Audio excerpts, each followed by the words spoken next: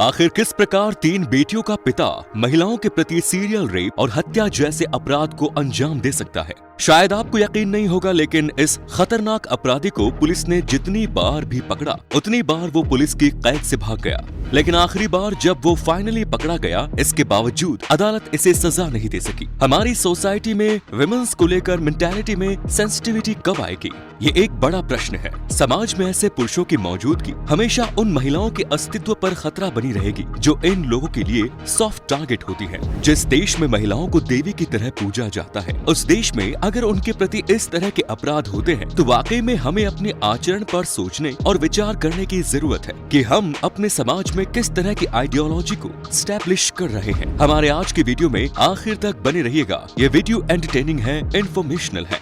हम बात कर रहे हैं महिलाओं के सीरियल रेपिस्ट और किलर एम जयशंकर की, जिसे साइको शंकर भी कहा जाता है। अपने समय में महिलाओं के भीतर इसका खौफ इतना था कि महिलाएं घर से निकलने में भी डरती थी। ये तमिलनाडु के सेलम जिले के ग्रामीण इलाके का रहने वाला था। शंकर की एक पत्नी और 3 बेटियां थी। कभी खेती बाड़ी करके अपना परिवार चलाने वाला आगे चलकर ट्रक ड्राइवर बन गया और हैवी गाड़ियां चलाने लगा। यहीं से उनके मन पर हवस के कीड़े ने अधिकार कर लिया और फिर शुरू हुआ एक के बाद एक महिलाओं के प्रति अपराध का सिलसिला। इसकी शादी 15 साल की एक लड़की के साथ हुई थी जिसका नाम परमेश्वरी था। ट्रक ड्राइवर होने के कारण ये तमिल, कन्नड़ और हिंदी भाषा बहुत अच्छे से बोल लेता था। जब इसकी बेटियां छोटी छोटी थी उस समय ही इसने गाँव छोड़ दिया। ये घटना 3 जुलाई साल 2009 की है, जब उसने पैरादिलीज की रहने वाली 45 साल की एक महिला पी श्यामला के साथ रेप किया और उसका मर्डर किया। उसके द्वारा अटेम्प्ट किया गया ये पहला ऐसा केस था जो कि दर्ज किया गया था। साइको शंकर हाईवे और ढाबे पर आने वाली सेक्स वर्कर को अपना टारगेट बनाया करता था। वो जबरदस्ती उन्हें उठा लेता था, उनके साथ रेप करके फिर उनका मर्डर कर दिया करता था। साइको शंकर के पास हमेशा एक काले रंग का बैग हुआ करता था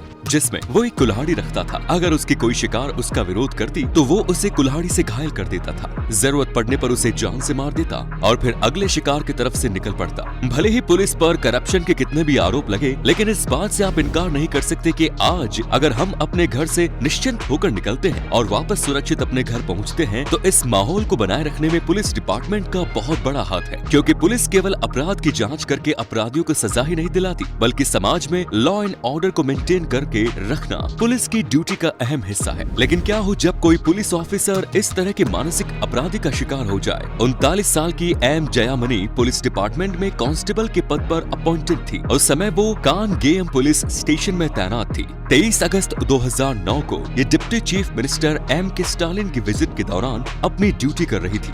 ड्यूटी के दौरान ही इस अपराधी ने उस महिला पुलिस कर्मचारी को न केवल किडनैप किया बल्कि उसका रेप करके मर्डर भी कर दिया। इस महिला की डेड बॉडी 29 सितंबर यानी कि घटना के लगभग 1 महीने बाद सेलम डिस्ट्रिक्ट के सनकारी में मिली। इस इंसिडेंट में समाज के साथ साथ पुलिस डिपार्टमेंट में भी हड़कंप मच गया, क्योंकि इस अपराधी की हिम्मत इतनी थी कि इसने सीधे सीधे एक महिला पुलिस कर्मचारी की रेप करके हत्या कर दी। हर कोई ये सोचने लगा कि जब पुलिस ही सुरक्षित नहीं है, पर एक आम इंसान की सुरक्षा का क्या हाल होगा। इस घटना के बाद साइको शंकर ने 12 रेप और हत्याएं की। तमिलनाडु के नेबर स्टेट गोवा, महाराष्ट्र, कर्नाटका, आंध्र प्रदेश की पुलिस अलर्ट मोड में आ गई और इस अपराधी की काफी सरगर्मी से तलाश की जाने लगी। अक्टूबर 2009 में ही साइको शंकर सेलम हाईवे पर एक और महिला को पकड़कर उसका रेप और हत्या करने की कोशिश कर रहा था, लेकिन किसी तरह वो महिला छूटकर उसके पास से भाग गई और सीधे नजदीकी पुलिस स्टेशन में पहुंच गई। इसके बाद 19 अक्टूबर 2009 को इसे गिरफ्तार कर लिया गया और कोयम्बटूर कोर्ट में पेश किया गया। गिरफ्तारी के बाद जब से पूछताछ की गई तो पुलिस को ये जानकारी मिली कि ये इस तरीके का घिनौना काम साल 2008 से करता चला आ रहा है। साल 2008 में साइको शंकर पर पहला केस रजिस्टर किया गया। साल 2008 से 2009 के बीच में इसने कुल 13 रेप और मर्डर किए। 17 मार्च साल 2011 को इस अपराधी को धर्मपुरी कोर्ट में पेशी के लिए लाया गया।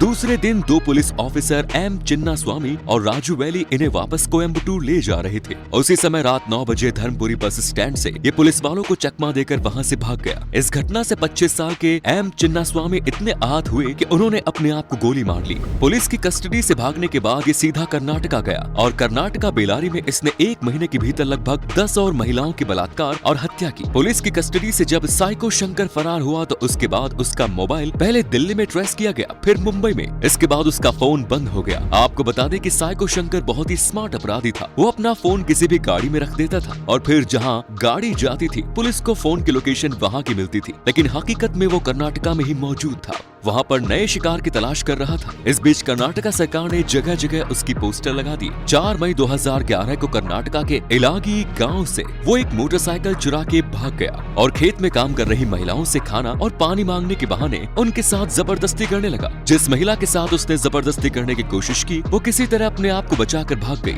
और उसने अपने पति के साथ मिलकर नजदीकी पुलिस स्टेशन में इसके खिलाफ शिकायत कर दी। इसके बाद साइको शंकर को दूसरी बार गिरफ्तार करके बेंगलुरु की हाई सिक्योरिटी वाली जेल में रखा गया। यहाँ इस बात की भी जानकारी मिली कि साइको शंकर का अपने ऊपर कंट्रोल ही नहीं है, वो अपने आप को क्रिमिनल एक्टिविटी से नहीं रोक सकता, इसीलिए उसके ऊपर साइकेट्रिक ट्रीटमेंट भी किया गया। इसके बाद कोर्ट से लौटते समय जयशंकर ने यह अपील की कि उसे जेल में अलग से सेल में रखा जाए। उसके इस बात को मानते हुए उसे बेंगलुरु की जेल में एक अलग सेल में रखा गया। लेकिन 1 सितंबर साल 2013 को वो अपने उस सेल की डुप्लीकेट चाबी बनाकर वहां से भाग गया। इस मामले पर पुलिस को इस बात का शक था कि उसकी मदद किसी अंदर वाले व्यक्ति ने की है, लेकिन आज तक ये बात पता नहीं लगी कि इसके पास डुप्लीकेट चाबी कहां से आई। आपको बता दें कि इस जेल से भागने के लिए उसने 3 दीवारों को पार किया। पहली दीवार 15 फुट ऊंची थी, फिर दूसरी 20 फुट और तीसरी दीवार 30 फुट ऊंची थी। जेल से भागने में उसने बांस की लकड़ी का इस्तेमाल किया और उसके साथ ही कांच से बचने के लिए उसने कंबल को इस्तेमाल किया, लेकिन इलेक्ट्रिक फेंसिंग को पार करने के लिए उसने पावर कट का सहारा लिया।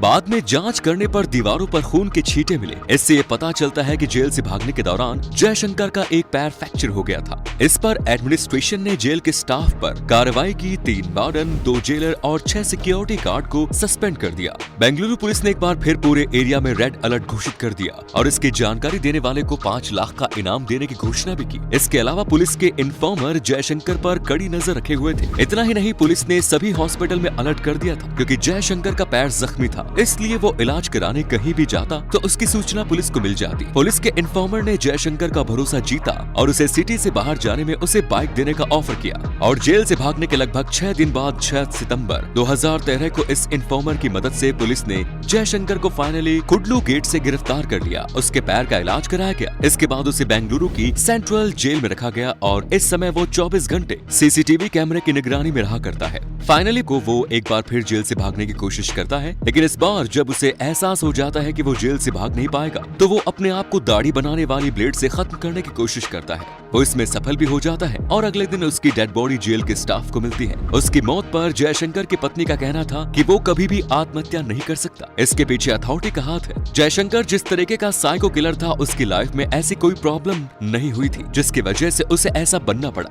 उसका कहना था कि उसे महिलाओं को प्रताड़ित करने, उन्हें तकलीफ देने में बड़ा मजा आता है। हमारे देश में 1 साल के भीतर महिलाओं के खिलाफ अपराध के लगभग 3 लाख मामले दर्ज होते हैं। देश में चल रहे बलात्कार के आंकड़ों पर गौर करें तो हर रोज कम से कम 88 बच्चियों या महिलाओं का बलात्कार होता है, यानी पूरे साल में लगभग 32,333 बलात्कार के मामले दर्ज हैं। ये वो मामले हैं जो सामने आते हैं और जो महिलाएं बलात्कार के जुर्म को सहन कर चुप रह जाती हैं, उनकी तो गिनती ही नहीं। अगर इस वीडियो को देखने के बाद आपके मन में महिलाओं के प्रति जरा भी सकारात्मक संवेदनशीलता आई तो कमेंट बॉक्स में हमें जरूर बताएं। फिर मिलेंगे नई वीडियो में। जय हिंद, जय भारत, वंदे मातरम।